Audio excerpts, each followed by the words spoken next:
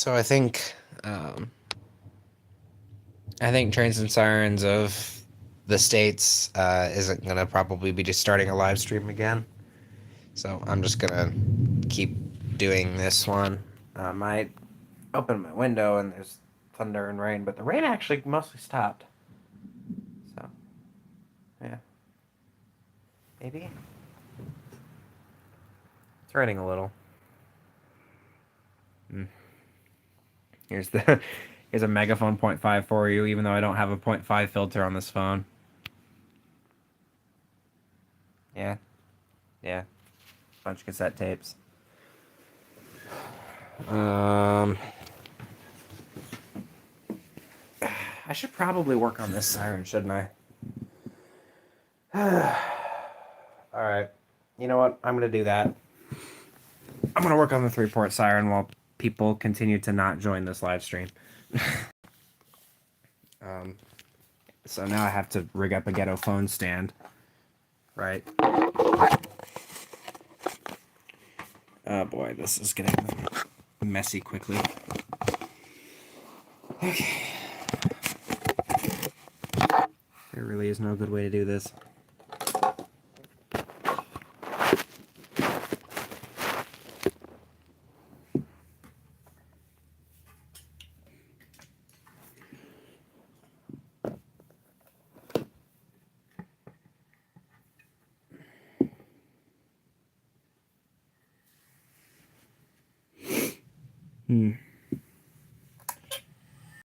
Guess that works. Well, I might as well just get started on taping things. Even though it's not a great idea, I'm going to try and tape this. Do the thing I did last time with this 3-port siren. I'm going to try and put tape on the shaft so that the rotor will properly friction fit on it. So I'm just going to cut a really thin strip of duct tape to stick on the shaft. And do that. Because this is the project I'm working on for today. Oh, hey, people are actually joining again. Great. Yeah, I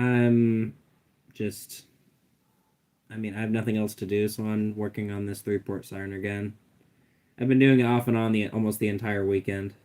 Or, well, it's only Saturday, but like the entire day. Hey guys, hey people. So, let's see if this will work this time. I guess this is the first time I've really exposed my process for getting this to work. What is this? So this is my 3-port German siren that I've taken apart, and I'm struggling to put back together because it's had some rubbing issues. So, thanks for subscribing. I appreciate it. So I'm working on putting this thing together, and I need something to set it up on. Yeah, might as well use that same roll of duct tape. So, let's see if this will rub. I've been spending like a solid week trying to put this back together and have it not rub. It looks cool. Oh, thank you guys. All right, let's see what this does. I'm running it off of this power supply right here. What do you call this? A Variac? Auto transformer, whatever. Running it off of one of these so I can vary the voltage going to the motor. What about sirens is interesting, how far the sound carries. You know, it's a really hard question for a lot of people who are interested in this stuff, figuring out why we're interested in it. Are you an electrician? Absolutely not. I know electronics from like Electro Boom videos and snap circuits, and that's about it. Anyways, about why sirens are interesting, I think it's kind of for the same reason that people find like cars interesting or anything else where there's like each thing has its own like specifications and something that makes it unique, and so like finding interest in the differences between all of them. So like, you know, sirens they all sound different, some of them work different, they look different, and just kind of all the differences of those, and then I don't know, I guess there's just something that I don't know sparks my interest about how these small things can make such a big sound that carries really far. And if you ever thought about making your own, well, this right here is one that I've made myself. I 3D printed both of these parts, the blue and the red, and then I'm assembling them on a microwave blower motor, because this is the standard motor that people use when they make miniature sirens like this. I need people like you in the world. Nothing would ever make. Aww, I really appreciate that. That's so nice. Well, thank you guys. I appreciate the encouragement. I don't really have a lot of people I get to talk to about this stuff in real life. I haven't really gotten too involved in like talking to people, like, you know, making siren friends outside of online. So I really appreciate you guys' support. Must take a long time. Yeah, these each took 3 days to 3D print on this 3D printer up there, which has yellow filament in it right now. This would have taken, the red rotor would have taken a lot longer if it was, if I printed this with 100% infill. Instead, I only did like 25 because I didn't want to use all of my filament in one shot. So, anyways, let's, yeah, this is a siren. That's what I'm making. It's like a miniature replica of a German fire siren that's really low pitched. And I'm struggling to assemble it without it scraping, because these parts have to get really close together without touching each other. And so, are the STL files available? I'm working on it. I'm was planning a release on these, but the only reason I haven't released them yet is because I want to pull a NASCAR Sim Racing 1 and make like 8 different rotor designs or 10 different rotor designs, and then each one has a slightly different hole size so that you can friction fit it onto your motor if you have one of these. So that's what I'm doing. But I need to figure out a way to talk to NASCAR Sim Racing 1 and figure out some details about what those hole diameters actually are. I know the dimensions for the motor. The shaft is supposed to be 8 millimeters across, if you can see down in there, which I don't think you can. The shaft is supposed to be 8 millimeters across. But tolerances are weird. So, did I just start YouTube? I started, I think, a year or two ago. Like August of 2023, I think. So I've been doing this for a little bit. I don't post that often just because school is my first priority. So, yeah. Anyways, I'm gonna see if I can. Oh, no, I'm getting more questions. Just laughed about my stream dying. Oh, okay. I have to be honest. It's not a huge deal that your stream didn't work. It happens to everybody, and we enjoyed being a part of it. So you trust me. There's no need to feel bad, man. So I'm just working on stuff that I have while this rain continues to go on. So, okay. Anyways, back to trying to put this thing together. So, first, let me see. Here's where I'm struggling with this. I want to make it so that I can put the rotor on and take it off. But then I don't want it to be. I want to be able to like secure the rotor in place on the shaft, because if it goes too low, then this bottom surface of this starts to rub with the bottom part of this like the stator part. And I can't have those rubbing, just like the fact that I can't have this and this part rubbing right there. That's like really tight tolerances. Yes, I did 3D print this. So I need to figure out a way to fix this on the shaft, but then have it not like, have it not be permanent, you know? I want to be able to take it off so I can do maintenance on this like I am right now.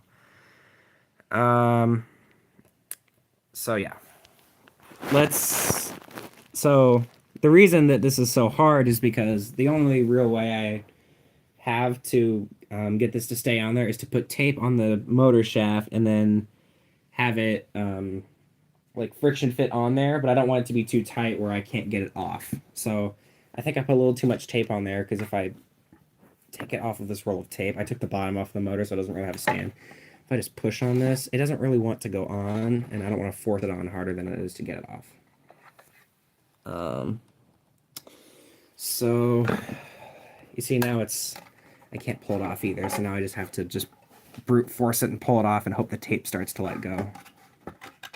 So this is what I've been up to for like days now. Oh, here we go. So that, is that an alarm? Yeah. Congrats on 33 subscribers. So here, see what it did? It just kind of rolled the tape down the shaft like this instead of sliding over it. So I'm gonna try using less tape on the shaft so that it still friction fits on there, but it's not so much that it like gets stuck. So I've been struggling to find that proper amount of tape all weekend, and then also the other thing is that you saw when I had the rotor on there, the tolerances were so tight. It's to the point where if I loosen or tighten these screws by just a tiny little bit, it starts to rub on the corner that I like. If I tighten this screw, or if I loosen this screw, it starts to rub right here. So the tolerance is that tight that I have that little margin for error. But I had some washers and spacers. I have thought about putting washers like on the motor like that, and then have that be like the stop so that the rotor doesn't scrape on this surface here, but then it creates friction there, and I want as long a wind down as possible. So that's unfortunately not an option, even though I've tried. Add some, yeah, okay. And as for space, I don't really need spacers on this because this part just screws onto the motor with those 3 screws. It was honestly a poor design choice, I think, to make the bottom of this as thick as it is. It's like a 1/4 inch or something. I don't need that much plastic for the bottom of this. It was also a bad choice to make this solid when really I could make it hollow and just have a bunch of like support beams holding the whole thing up. So yeah, this whole thing is really poorly designed. But anyways, I'm gonna try and put this rotor on again and see if I can get it to fit on there without being too like stuck, without getting stuck. So let's see. Now we've hit the tape. If I push on it, there we go. But here's the issue. You hear that? That scraping is the issue. So I'm gonna put it all the way on and see. Yep. See, now that's the issue. So like I could try and run it, but it'll start scraping. Yeah, it's not supposed to do that. That's bad. So next I need to figure out where the heck it's scraping, and then I need to figure out what adjustments I need to make to stop it from scraping. So, let me see what's going on. I need to like put it up to my face and listen for where it. Hold on, let me read the comments for a sec. What about some type of cloth or felt to make it glide? Like to make it fit on the shaft. I did try that with this strip of paper here, but it was too thin. So I'm just using tape because it sticks to the shaft, ideally. But it's really just a trial and error process. I designed this so poorly that it really doesn't just go together, which is another reason I'm a little hesitant to release the files, because this is such a pain. Have you ever tried repair cracks with epoxy or plastic filler? Fix mine with soldering iron or filament. Well, this hasn't cracked yet, but I suppose I could. I did think it. I thought it cracked once when I accidentally sat on this. I didn't mean to, but I accidentally put too much weight on it, and then I heard something crack, and it was just the like the piece that the motor mounts on the bottom. That, like, you know, for the rest of the stand. If you've seen, I've posted about what this looks like when it's put together all the way, and sounded it off a couple times. But the piece that this mounts on cracked. But the print itself hasn't. So let me see. Okay, so it's scraping right here. So I'm gonna take the rotor out now, painfully slowly, because that's just how I have to do it. Struggle is real, guys. The struggle is real. Oh my goodness. I need to pull pretty hard on this. There we go. So, since it was rubbing about here, I'm going to tighten this screw here and loosen these ones just a little bit. So that now this part of the stator is like further down. Because changing the screw tightness is enough to change how it sits. It's not perfectly flat. Comments. Take out the orange piece and put cloth with a hole in the middle, have it not scratch the bottom. Can a shaft hold on both ends instead of one end? And put some caulk on it.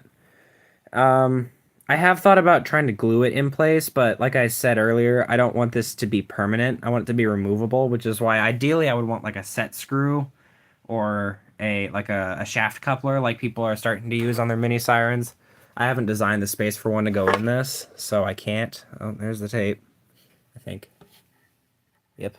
So I gotta cut a new strip. Yeah. So many steps. I can try, I do have a bit of masking tape I could try, see if that'll do it. It's a little bit thinner. Yeah. Okay, so let's try this. I'm just gonna put this piece here and then see if that will at least make it less likely to, I don't know. Let's just see. Let's just try this piece of tape, see if that works.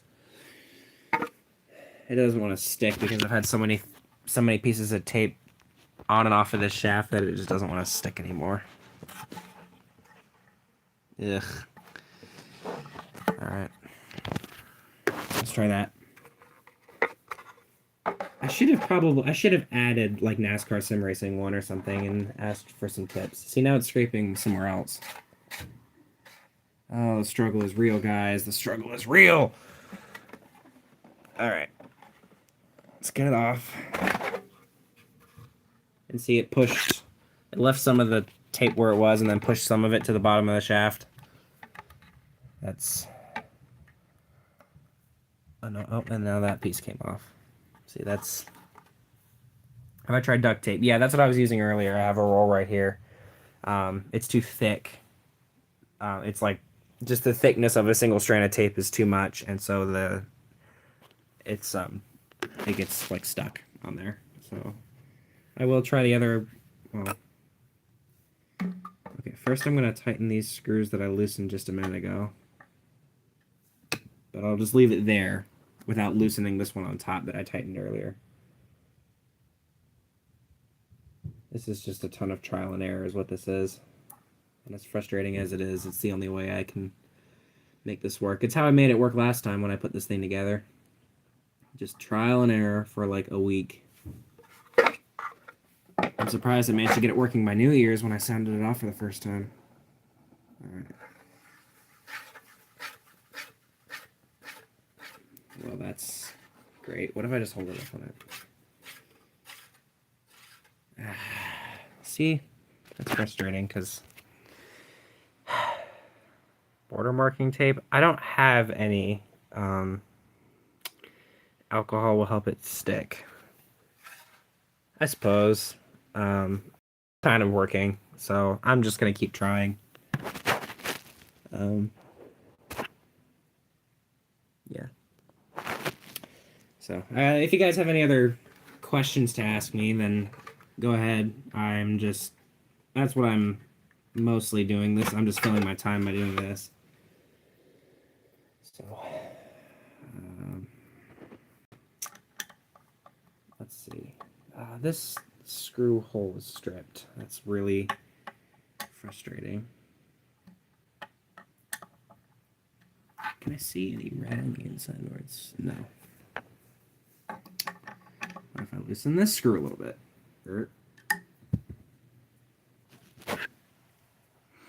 Clear tape.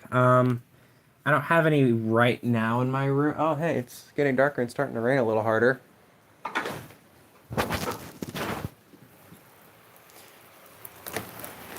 Oh, wow. Finally getting some decent rain. We've had a bit of a drought for a while. Cool. At least I hope this isn't any severe. It's just a lot of rain and thunder, but I don't think it's any severe weather. Otherwise, all of these weather radios would have gone off. So, um, anyways, um, give me just a sec, guys. I just, real quick. Okay. I need to go downstairs because I'm about to have dinner. So, thank you guys for tuning in. I know this was kind of a quick stream and it ended pretty quick, but yeah, I have to go. So, thank you guys.